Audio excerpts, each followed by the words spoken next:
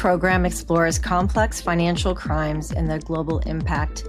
The views expressed by guests do not necessarily reflect those of the producers and/or the host. From boardroom decisions to shadow banking, from Wall Street to the dark corners of the internet, this is From the Hill to the Trenches, the search for justice. I'm your host, Dorothy Hill.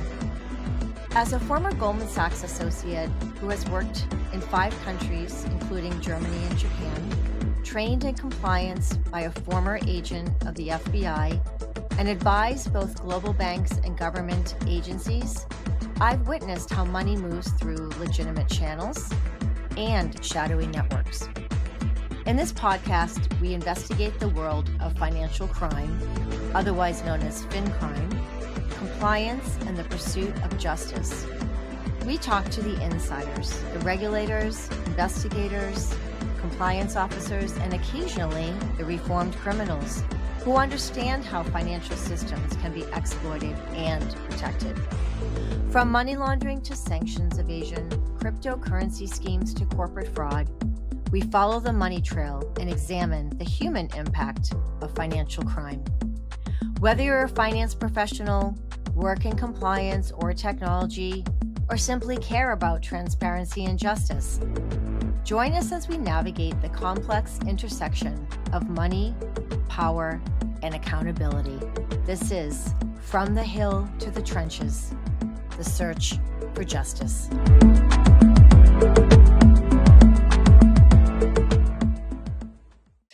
We continue our series of topics, including fraud, money laundering investigations, federal crime investigations, as well as cross-border criminal activity that pertains specifically to the financial institutions around the globe. We have brought great speakers to you, including former FBI agent, our dear friend Dale, who spoke to us in December 2025 about elder fraud and various topics involving cryptocurrency investigations. So I met our esteemed guest, Liz, recently, and we actually discovered that we had worked for some of the same institutions on Wall Street, including Barclays and Bank of New York Mellon. Liz is our stellar guest today. I cannot begin to tell you what a pleasure it was to prepare, for this podcast episode specifically. Liz brings a wealth of information and very sound and substantive work experience, not only on Wall Street, but also various jobs and careers before Wall Street. And we'll talk about that because I think Liz is a great example of how people can be nimble and how they can literally go from one area of the economy to another, taking their skills with them and then developing new skills. So I'll turn it over to Liz to give us a brief summary of her background, and then we're going to delve into the questions. And I promise you that this is going to be a great episode. So welcome, Liz. Thank you. Thank you, Dorothy. Thank you for inviting me. I'm happy to be here. So as you mentioned, I've had an incredible career. It's been everything but traditional, as we discussed. I actually like to say it's been more of a jungle gym, really, than a straight rise up a ladder, right? Every chapter, I want to say, taught me something different, and it was all a gift. As I can say that now, actually. Started at Lehman Brothers. I spent about 7 years there, partnering with the chief risk officer. Her name was Madeline Antancic. She's one of those, probably one of the most brilliant minds I've ever worked alongside. And she became a mentor of mine still to this day. And, she was the one at the time, trying to sound the alarm on the liquidity bubble before the collapse. She saw it coming, obviously. The institution did not listen the way it should have. So for me, watching that experience unfold up close is something that, something happens when, smart people aren't heard, is what I've learned. And so really, it shaped how I lead today. And it taught me that, the courage to speak up is just as important as the analysis behind the work, right? When Lehman collapsed, Barclays asked me to join as a COO for the investment bank credit risk space. That role was about, merging the two cultures under enormous pressure. There were nearly, I don't know, over 1,000 employees globally, 200 plus $1 million budget, two firms with very, very different ways of working and trying to become one. And that's where I learned that, transformation is not about systems or org charts. It's really about trust, right? People are going to follow you through almost anything if they trust you, and they'll resist it if, they'll resist almost everything if they don't. And after 5 years in that role at Barclays, I moved internally to new product services, led the wealth management portfolio, sort of building governance frameworks that, balanced innovation with regulatory expectations. 2 years later, I was recruited to BNY. At BNY, I served as a global COO for enterprise cybersecurity division and later head of cybersecurity strategy. There, I partnered with the CISO, scaled the function from about 18 people to over 600 across 11 countries. I held attrition under 10% year over year, which is, with in that industry, it's almost unheard of because industry running about 15 to 20%. Maintained about 2% budget variance, nearly, I don't know, a decade, over nearly every decade, nearly a decade rather. I can't even speak today, all under direct regulatory examination. And I'd like to say that, I did all of that with an incredible team. Because the truth is, none of those numbers happen without the people that show up every single day to build it with me. But what's important about that story is I'm not a technologist. And I think that was by design. I think that's exactly why they brought me in. So I came up through operations, risk, and finance. And my job at BNY was to, think outside the box and connect the dots across business, technology, risk, and the people, and then translate that complexity into something that the board could act on. So I was sort of, you can say I was the bridge, and the bridge is really what makes the technology work in practice. So today I have my own consulting. I help CEOs, CISOs, and boards adopt AI responsibly and then build the accountability around it before something goes wrong. So that's in a nutshell what I do now. What else was I going to say about that? So I'm not really selling AI deployment in what I do. Plenty of people already do that. But what I help organizations do is really adopt AI responsibly.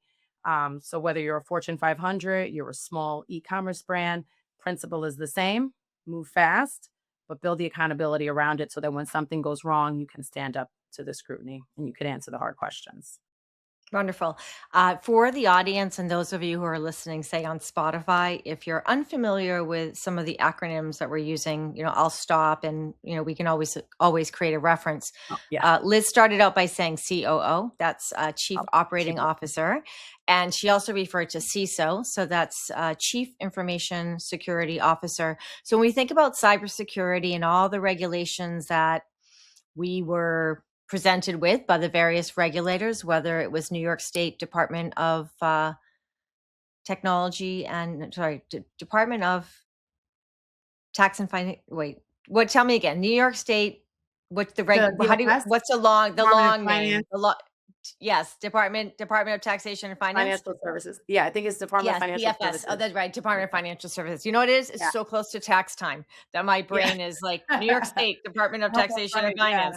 New York State. Yes, that's right. That's right. So one is the tax authority and the other one is the actually regulator. So Department of Financial Services, DFS. And that's just really unfair that I asked you to record late in the day because we both had a long day at work. So we're going to roll with it.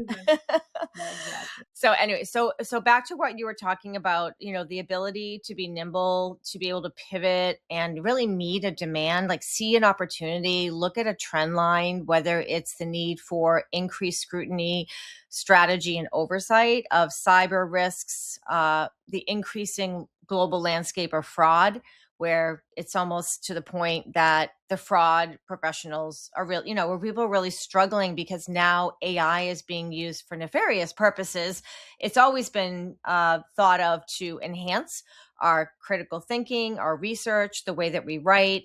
I just went to hear, for example, the president of Dartmouth College speak to our New York City alumni last week, and she alluded to the fact that some professors don't want to use AI at all in their instruction, and others want to incorporate it at many points in the learning cycle. So we'll talk specifically today about AI on Wall Street, AI in financial services. So let's just start now that you've given us the highlights of your career. I'd like to just really start with, like, what did you do before you worked on Wall Street, and which skills, Liz, did you carry over? Ah, yes, that's a fun fact actually. I didn't think I was going to wind up in financial services and definitely not technology or cyber. I had a lot of dreams and aspirations to be an actress. So I studied theater and acting. And I figured I always loved to write and read. And I figured, maybe I'll do broadcast journalism. I still get to sort of be, out there and telling a story. And so I think that training, obviously, Steven Spielberg never called. But what I will say is all of that training really served me well because, for one, I love sort of talking to people and being in front of people and storytelling and all the rest. And I'm not nervous in front of huge groups of people. I can go and present and always in the beginning you get a little nervous when you're starting, but it's something I have a passion for. And so that training, that training, the communication training, the acting training, I always tell people that it's take one of those courses, like an acting course, because it helps you sort of be agile in the moment and think quickly on your feet. Improv is one of those courses that you take. It's amazing. So yeah, so definitely didn't think this was going to be something I was going to wind up doing, but as life happens. And I worked I started as a receptionist while I put myself through school. And that's where I started to sort of develop the idea of like working in an office and financial services and things of that nature. And when it did, my father always said, you have to have a plan B.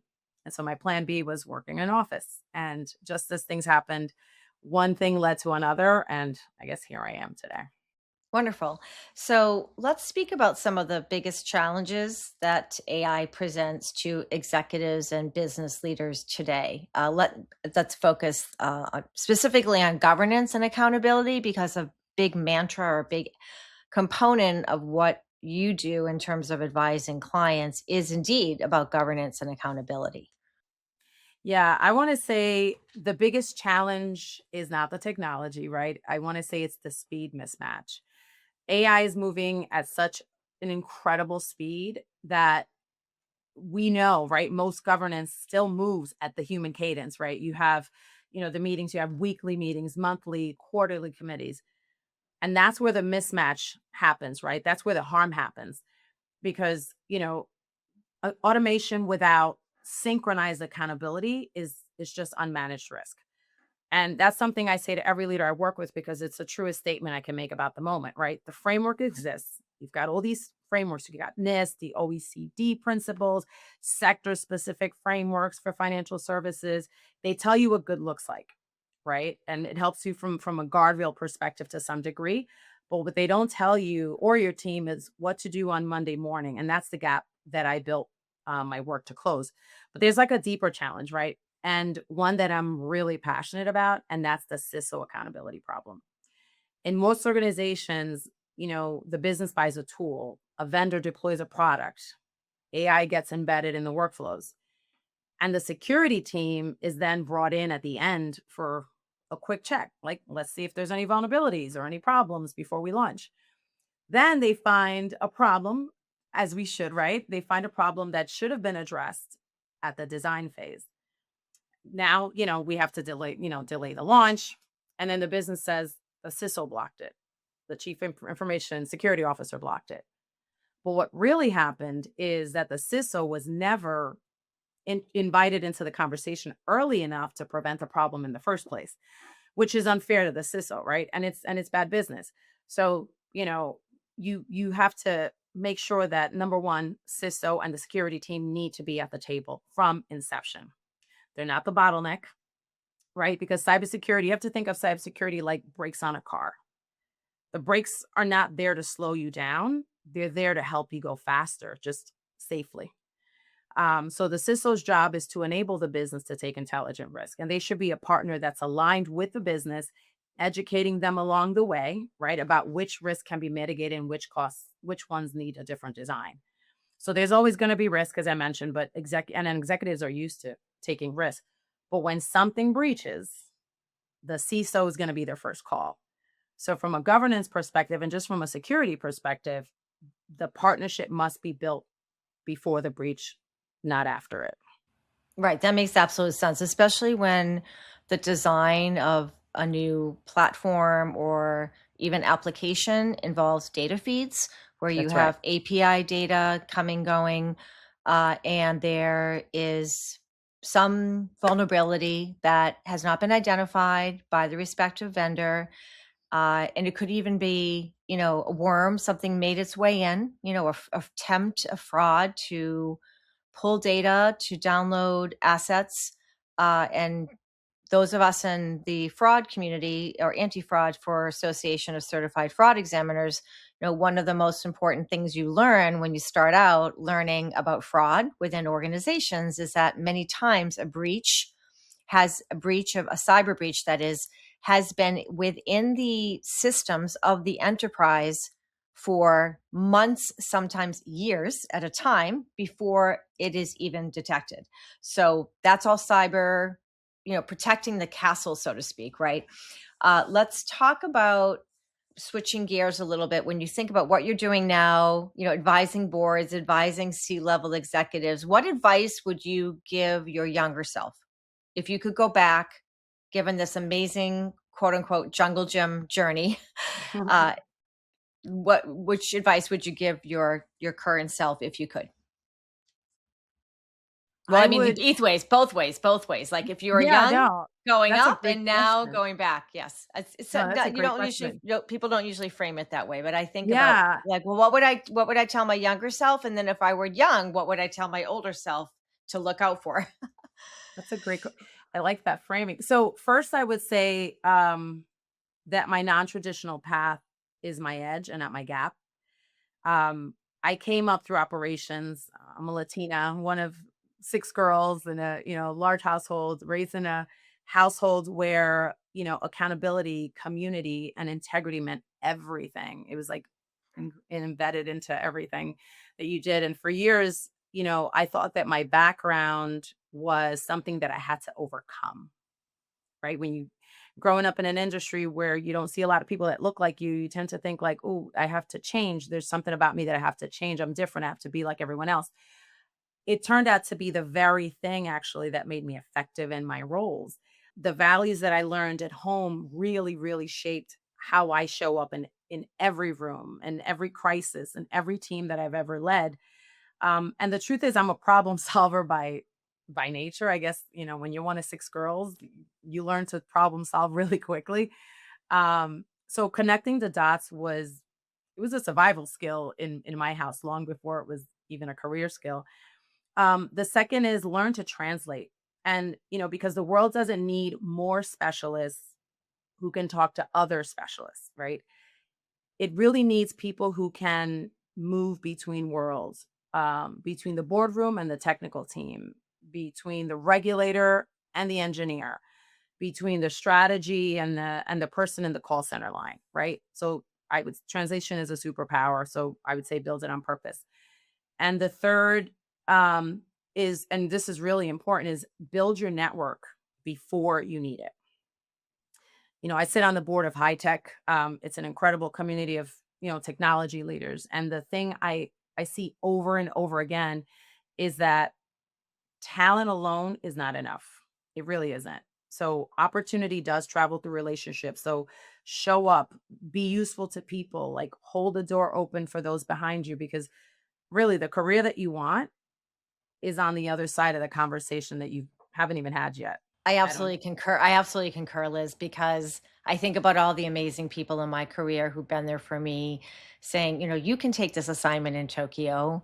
I said, well, why me? Right. That was a question I asked sitting at a conference room in London. Like, why are you sending me from Frankfurt to Tokyo? It's such a different culture. I don't speak the language, although I had Yeah, taken some Japanese in college. But that being sure. said, those are really great lessons to that you at a younger age you could look forward to and build over time, and then also what you've learned heretofore that you can then tell your younger self.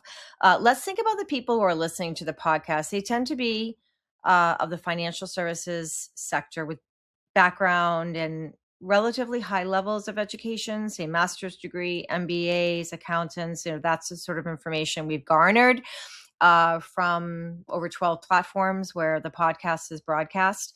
So I'd like for you to please share which three qualities you believe make for effective and strong leaders, regardless of gender, background, and even education. And when I say strong, I'm not referring to physically strong, although Right. being able to run a marathon is a good Yeah, thing. yeah, that I'm helps. talking about like resilience, that the Yeah. resilient strong. Which three qualities? I would say 3 C's.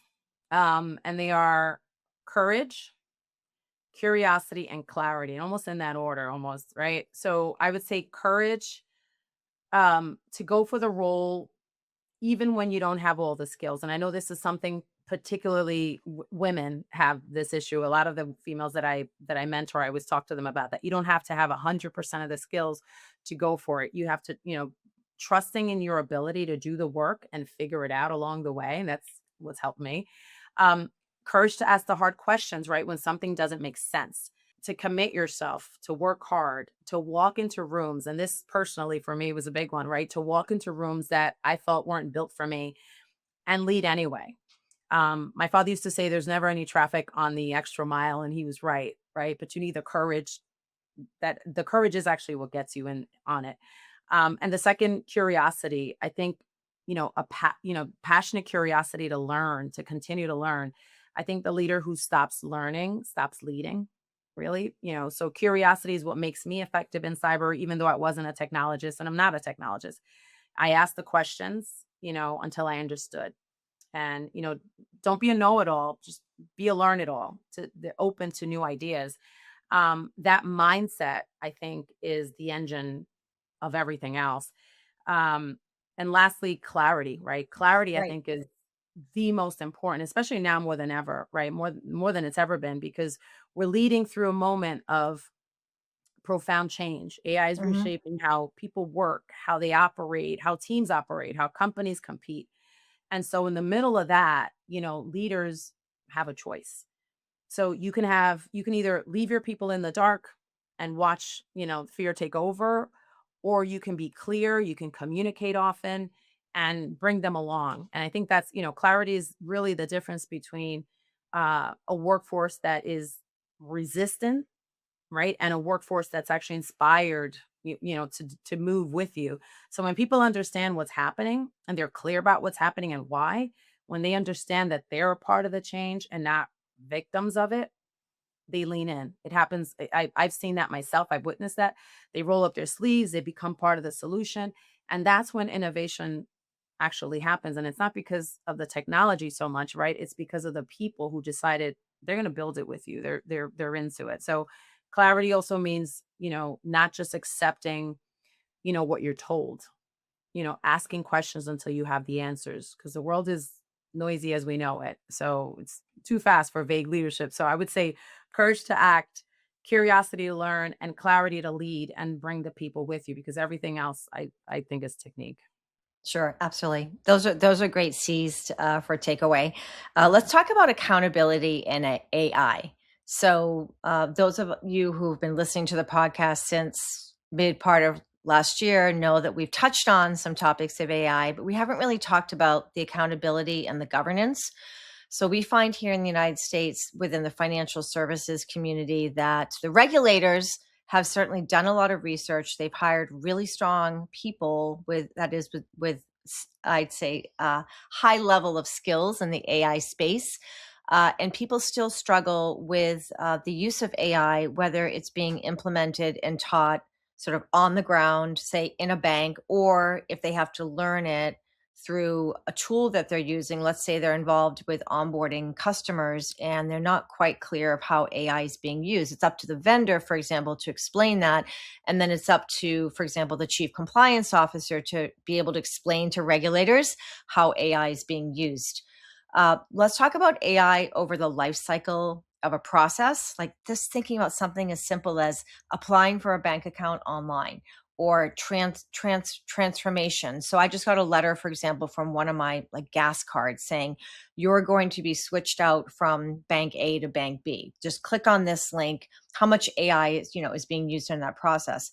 So if you could share with us how is AI being documented specifically, Liz, within Wall Street for processes, whether they're processes being written by the respective staff or processes being developed by a vendor and they're pushing out that solution to say a broker dealer or a bank. How is AI again being documented, and where does the accountability come in? I know this is a big ball of wax and it's No, it's sometimes great. complicated, but how do you distinguish the accountability and the governance, and then and I guess what we really would call the delineation of responsibility? Who's responsible for what when heads start to roll? That's right. That's a phenomenal question, and something that's not talked about as often. This is something I'm really passionate about too. Um, accountability is not a policy, right? It's a practice, and it has to be designed into the life cycle from day one, and not an afterthought. And oftentimes that's what happens, right? So what that looks like in real terms, right? Before any AI gets deployed, you have to know what you actually have, right? Where you're starting from. Most organizations, I have to tell you, can't produce a complete inventory of their AI systems within 24 hours, as an example. And that's the first failure point. So then you have to name owners, like not a department, a person. When a regulator asks who owns this AI system, the answer must be a name, not a system name. Same goes for AI agents. If an agent has access to your data and your workflows, it should be governed like a privileged human identity, onboarded, scoped, reviewed, decommissioned, right? Then you document the consequential decisions. And that's really critical there, right? Every time that AI makes or shapes a decision that matters, that decision needs to be reconstructible 6 months or 2 years later, right? Not because it's bureaucratic, but because that's what lets you answer the hard questions when they come. When the regulator asks you questions, you should be able to, I have this, this is what I have. Training, key. Training has to evolve too. The annual compliance modules, they don't move behavior, right? What moves behavior is integrating accountability into the work itself. Procurement processes as an example that flag embedded AI, code reviews that include AI risk, executive cadences that actually surface AI decisions before they go live, not after. And here's the part that I think some organizations get wrong. The CISO, once again, has to be a partner in this from the design phase and not a checkpoint at the end. Because when CISOs are educating the business along the way about which risk can be mitigated, all of that stuff, the launch is going to happen on time, the risk is managed. But when they're pulled in at the end, they're going to find problems, right? Problems that, nobody planned for, and everybody blames, security for the delay. And that dynamic is what's broken, in my opinion, in some organizations today. So most governance failures, in my experience, are not failures of intent. They're failures of sequence. So if you get the sequence right and the accountability becomes automatic, that's the best way to do it. So if you get it wrong and you're paying for a leak that runs through pretty much every part of the business. So it's important. Accountability is something that's thought of early in the process. I recall sitting around a conference table in Tokyo when we were on new products committee in the late 90s, and someone would ask, well, why is internal audit here? Right? Because many banks would scoff at that idea.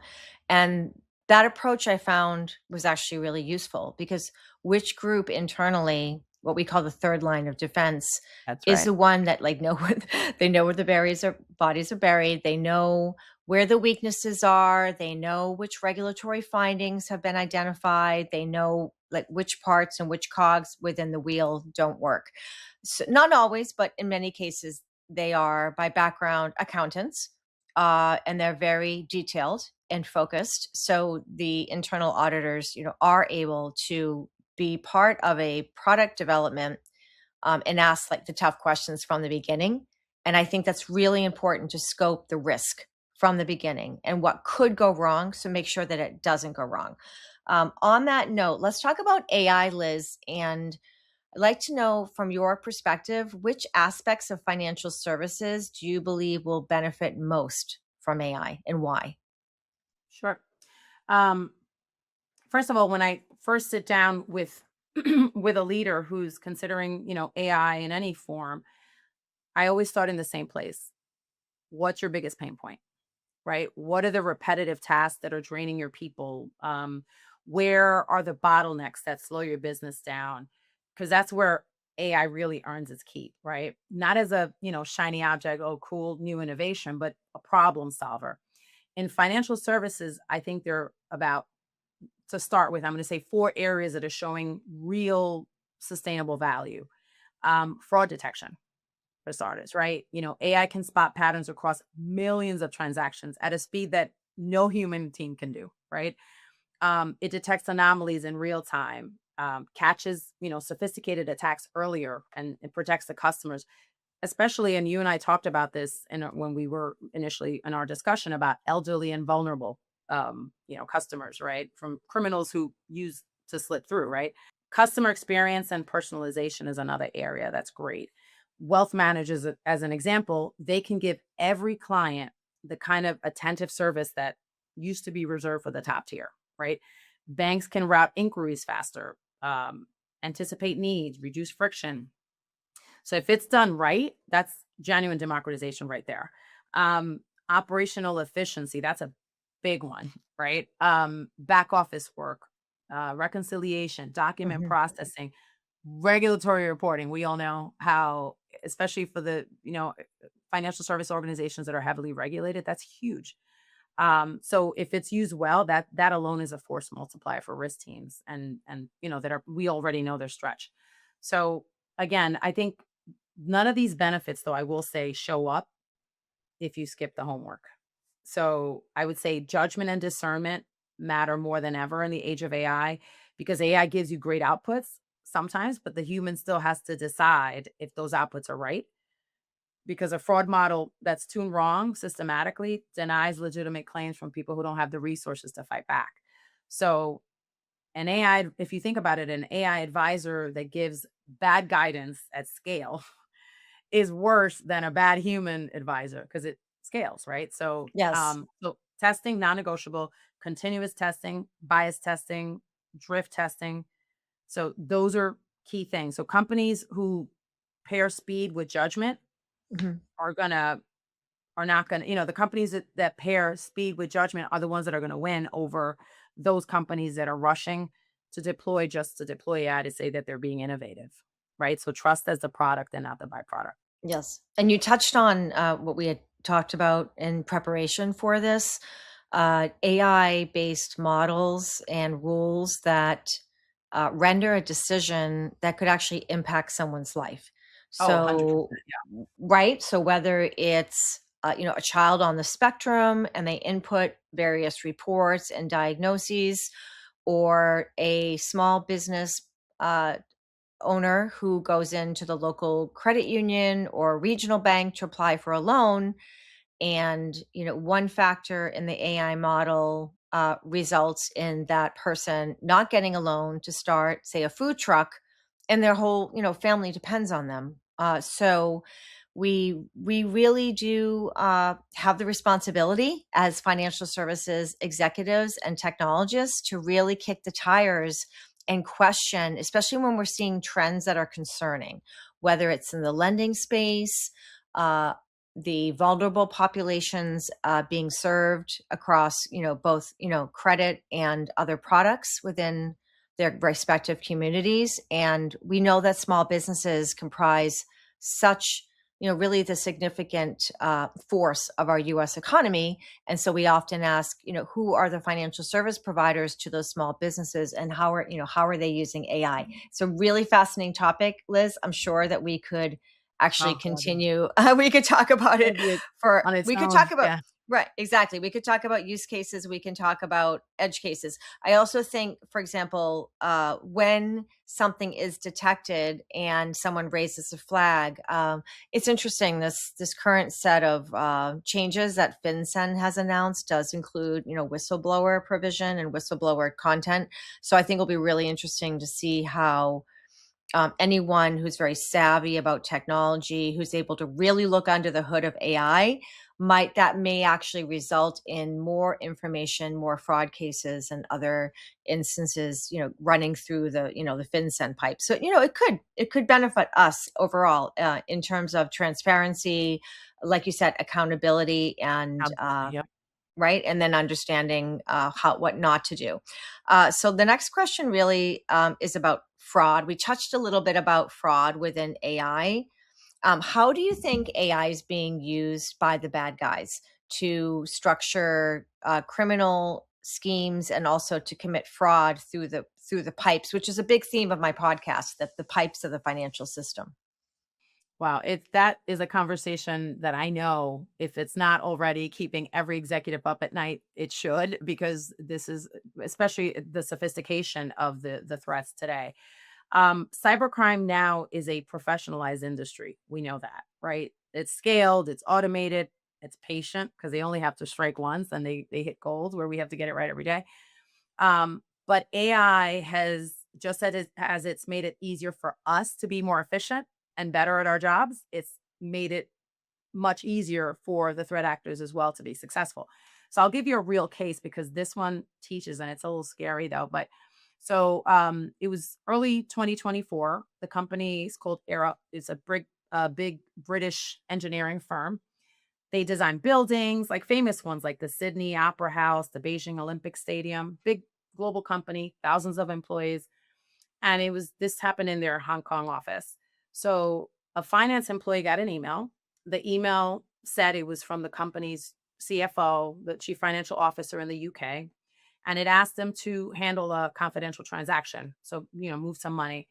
His first reaction, he was suspicious, right? He's suspicious. He thought it might be a phishing scam. Smart, right? He's smart, well trained. But so to calm his suspicion, I guess the scammers invited him to a video call. On the call, he sees the CFO. He saw several colleagues that he recognized. They all look normal. They all sounded normal. They told him the transaction was legitimate and it was urgent. But here's the twist, right? Every single person on that video call was fake. AI generated deep fakes. The scammers had apparently taken publicly available like videos of the executives, things like, I guess, from conference talks or webinars, recorded meetings and such. And then they used AI to create realistic fake versions of them. So faces, voices, everything. So obviously this executive who believed it, he went back to his desk, made 15 wire transfers over the course of a single day. I think the total was about 25 million US dollars. The money went to 5 different bank accounts in Hong Kong. So he followed up with the actual UK headquarters afterwards to confirm that the Mm-mm. transaction had gone through. So the real executives had obviously no idea of what he was talking about. And there had been no meeting. There had been no transaction requests. The money was already gone. So the story, it didn't break publicly until I think a few months later in May of 24, when I think with CNN and the Financial Times reported it. My understanding is that Hong Kong police are still investigating as of now. No arrest, no recovery of the money. So here's what I want people to understand about this case, right? Because it teaches, I think, 3 things at once. The first is that the employee wasn't careless. I mean, he suspected the email. He was doing the right things. He suspected the email. He asked for a video call to verify.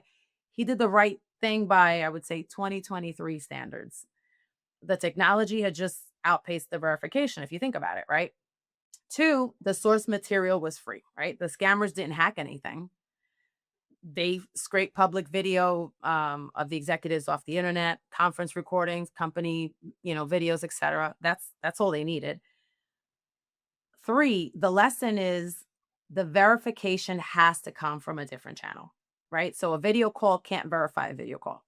So you need to hang up and dial a known number, right? That single step would have stopped this.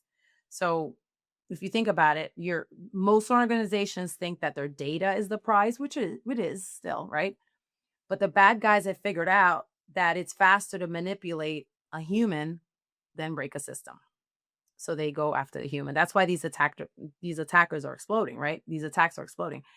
So I think the verification has to come from somewhere that AI can't reach. So if your CEO calls and asks you to wire money, you hang up, right?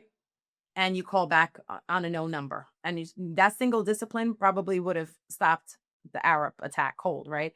So again, cybersecurity is not just IT's job. It's not an IT team's job. It's everybody's job. Every employee, every executive, every board member is a target. And the culture that wins is really going to be the one where it's okay to pause, to verify, Hmm. to ask the question. So that education, that awareness needs to be something that companies talk about more, right? Where nobody's embarrassed to double check. It's not a technical control, that it's seen as leadership, right? Because the threats are getting smarter, but our discipline is Absolutely. we Right. have to And keep up. they're so savvy to, I know of another instance that assistant was contacted on a Friday afternoon, and the CEO was going to a conference, and they asked if the CEO would like to have a free room upgrade with an ocean view at the Mm. conference, and they Oh, just infiltrated and got so much information. There's so many examples. So much of the training that we develop on Wall Street and across financial services in general does teach that slow down. You probably have a lot on your plate. Verify, yep. then trust, right? That's And right. use your internal systems. I'm curious about that example. What was the video link? Did they send him a video link and he thought it was coming through I don't the remember that approved that detail I system? don't Oh, recall, but okay. Okay. I don't recall that, but I remember it was a video, it was talked about that it was a video that was, I'm like, Right. that was weird or Right. Well, something. they had his email. So like, oh, click But on this link. yeah, And he so it's like wasn't probably like, thinking oh, exactly. like, But I'll again, contact you. Right. it's the right, but it's the step to your point, right? Verify. So often we don't think about it, especially when it's someone very senior. The instinct is actually to you got to do it. It's the CEO, it's the CFO. Yes. Um, but that's why the message from the top needs to be if you see something, if it doesn't seem right, just confirm. Even if it's a call to the EA, the executive assistant to say, hey, I just want to, was this something that was Right. requested by the CEO or the CFO? If Right. so, I'm not doing anything until I get this, something to that effect. And And that will right. sound the alarm, right? Right. And a Uh, lot of governance documents, they talk about, financial loss, fraud, lost, and thresholds, whether it's, 10,000 or 1 million or 4 million. And like, not everybody thinks in those dollar amounts and thresholds. But if you do think about making a mistake and how much it would cost the company, even cost your job, then that would allow people then to slow down. Let's talk about the future, what we call next gen AI. Which attributes, Liz, do you believe will be important as we progress towards next gen AI? And could you explain what that means for the audience? sure. Thanks. I listen, I would say next gen is already here. We're living it right now. So just to make it accessible for everyone who's listening, who's probably not as deep in the technical world, I'm learning a lot of this too, right? Most people think of AI as a tool like an LLM or large language model, like a chat GPT or Claude, where you ask it a question and it gives an answer. Or, customer service bots. That's one generation, right? The next layer is agentic AI. And that's, AI that doesn't just answer, it acts, it makes decisions, and it makes decisions in sequence, right? It moves across systems, it pursues a goal on its own. That's the key thing, right? Sometimes without a human in the loop on every step of the way, right? So you have multi agent systems where AI agents coordinate with each other to accomplish, complex tasks. This is happening now in production environments. You got software development, supply chains, customer operations, even in cybersecurity, believe it or not, right? But here's the analogy I use, right? Think of AI as your most intelligent analyst. Brilliant, tireless, can process more than any human. But the important thing is to understand that the work still needs to be checked. It still needs your judgment. And you need your judgment, it needs your discernment. It needs a human who understands, the business context. You can't just let it go on its own, right? Right, right, Um, you never let a brand new analyst, execute trades without supervision, right? So the same standard has to apply to your AI. And the benefits are real, right? You got AI agents that dramatically expand what small teams can do. We know that. A lot of us have already experienced that. In cybersecurity, an agent can triage thousands of alerts, hunt for threats across an environment, and then surface the ones, that need a human eye. That's an enormous capacity gain for some cybersecurity teams that are stretched already. right. But the risks are equally real, right? Because you have autonomous agents acting on behalf of the organization. Um, so whose decision is that, right? An agent with persistent memory making judgments based on something it learned maybe 6 months ago, I would say, right? So who's auditing that? Yes, Um, so it's important that if you have an agent in across critical systems making changes at machine speed, like who is auditing that? Who's tracking that? Who's, and that right there, like who can reconstruct what happened and why? If you don't have an answer to that, this is where, I keep coming back to the same point, right? Benefit and risk in equal measure. So you have to understand them both clearly before you deploy, especially in cyber. And obviously, especially in financial services, the organizations that are able to do this right, that are putting the proper guardrails and governance and accountability in place, those are the ones that are going to be successful and safe to some degree. right, Um, Otherwise, if you don't have that, if next gen AI rather without next gen accountability is not progress. right. It's just exposure at scale, really. And I also think about examples. Let's think about very simple use cases. Let's say someone says, I have a budget of X dollars and I want to go to Sydney for 2 weeks. So plan my airfare, where I'm going to stay, top 10 places I'm going to see in Sydney. Mhm. Again, we talk about, data in, results out. What is the quality of your data? Let's say, for example, that a result is produced and then the person is planning the trip. However, 2 days later, they find out that there are anti-government protests going on or planned for that time, but the agent did not take that into consideration. So the person cannot get around Sydney. There are like literally threats at their hotel, and they didn't plan that. And that's where the human element comes in. Another example might be, I want to take 10% of my portfolio, I want to invest it in mining companies. These are the countries that I'm interested in, these are the commodities or specific metal types, and what that agent may not take into consideration are human rights. So human rights rankings, we talk about FATF on Wall Street, Yeah. sanctioned countries. And so obviously you're not going to be able to invest in a certain company if, that's not going to pass muster with the stock exchange. But that being said, there are so many other elements of a decision that may not be incorporated in a purchasing decision, an investment decision, and why it's so important and to step back and, use the years and years of experience of a human analyst for that, for those examples. But let's go ahead and talk about this great organization you shared with us, High Tech, Liz. How did you get involved in it? What does it do to help the Latino community? And how can we help to spread the word about all the great resources available? Is it global as well? Or is it just here in the U.S.? It is. So this, I have to say, it's probably the most rewarding part of what I do. I was actually introduced to High Tech, which is the Hispanic IT Executive Council. I was introduced to that organization in 2016. I joined cyber in 2015. And, as I mentioned earlier, coming into this industry, I wasn't an engineer, not your typical engineering person, as a female Latina coming in and not having the technical background was, pretty scary. Right. And, I didn't have, you think about it coming in, you're like, oh God, who do I turn to? Right. And I had a lot of, good, colleagues in my company that were very helpful and supportive. But there were a few folks in the organization that introduced me to high tech and said, "Oh, you have to attend. You have to go. It's a great network, like-minded individuals, technologists in the space."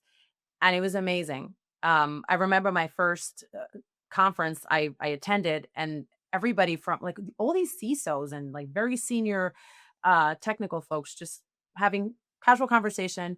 Not there, it wasn't about the roles that they were performing. It was just getting to know you, helping you, understanding what your motivation was.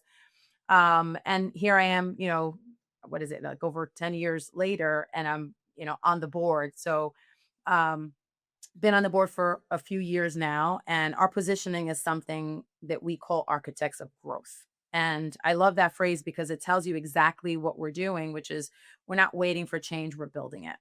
And our mission is to empower technology professionals, all technology professionals, and their organizations and the organizations that they lead to really achieve excellence. We do that by connecting rising leaders to network of mentors, sponsors, innovators, all to help accelerate their growth. We focus on bridging talent gap, developing culturally attuned leaders, shaping the future of technology from the classroom to the boardroom, because there's boardroom training as well. And the impact is across the board, right? More inclusive workforces, more diverse leadership at the top of major companies, more innovation, as we know, right? Because this is what happens Mhm. when you have diverse teams building products, right? So it's not so much a Hispanic issue, although that's how it's kind of started, to create a community of, for Hispanic technologists who didn't really have a community or people to turn to. Right. And it's a business issue as we know it, right? The companies that build deep talent pipelines, they're going to win, period. So on a personal side, I've been, recognized over the years for the work that I'm most proud of. But honestly, it's not so much the recognition, it's the work itself. Because when you're being a mentor, you're being a sponsor, you're closing the opportunity divide, just being the change that you want to see. And that's, to me, it's the most rewarding work of my career to Right. date, you know? Nice. Can So people who are not Hispanic or have, Hispanic 100%. DNA, can they join? Okay. That I'm Yeah. sure that's something somebody asked. Great.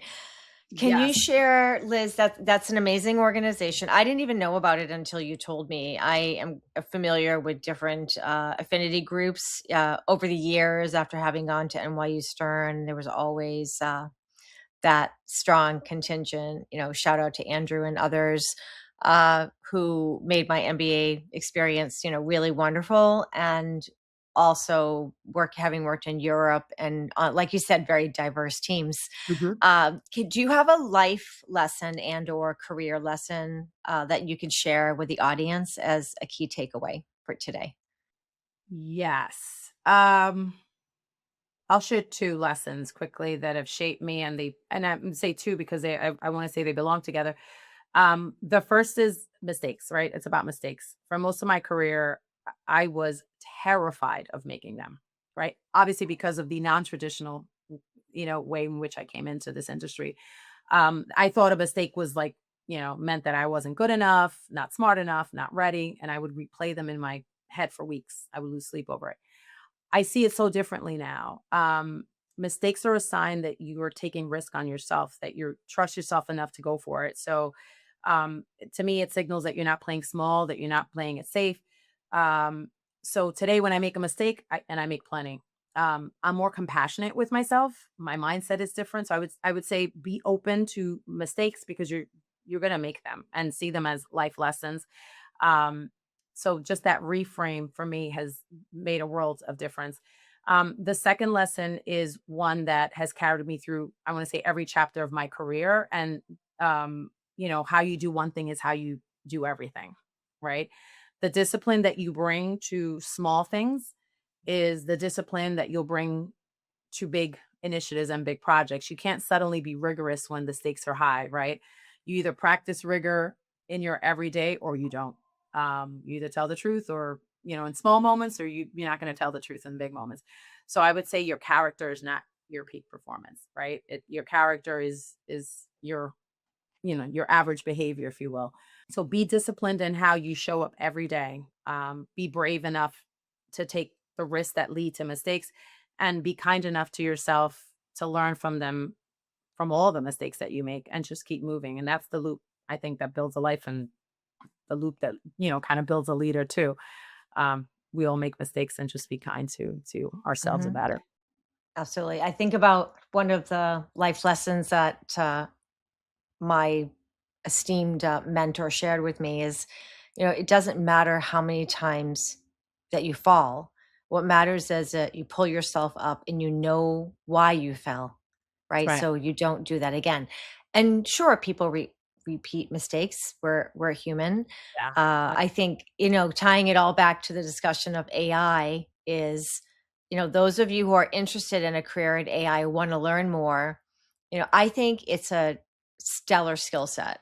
Yeah. Using AI. So it's coding, you're really playing detective, you're putting on your, like you said, your accountability and your governance hat, and you're also thinking about inputs to a model and then outputs. Mhm. Are they transparent? Are they reliable? Do they reflect bias? Are they flexible enough to sort of adjust, over time? Are they malleable? That's probably the best word to use. And then most importantly, are they easy to explain to someone who's either sitting on your board or a regulator who asks you to come into the meeting and explain it? Like, how explainable are these factors? But what is very exciting, it's very dynamic, is I gave the Dartmouth example because you can see the very wide range of opinions, right, about AI, and it's ever changing.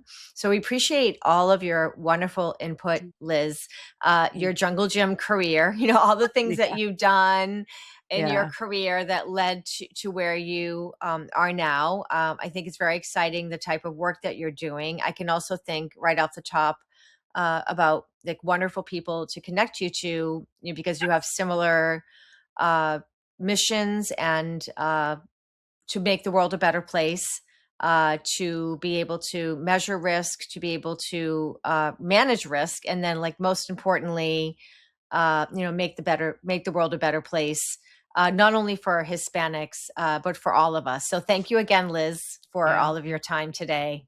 Yeah. Thank you. Thank you. And I was also going to say, last thing really quickly, is that AI is going to force us to be better communicators, by the way. Good. Writing, speaking, everything. Right. Good. That's right. Wonderful. Thank you. Thank you so Have a much, nice Dorothy.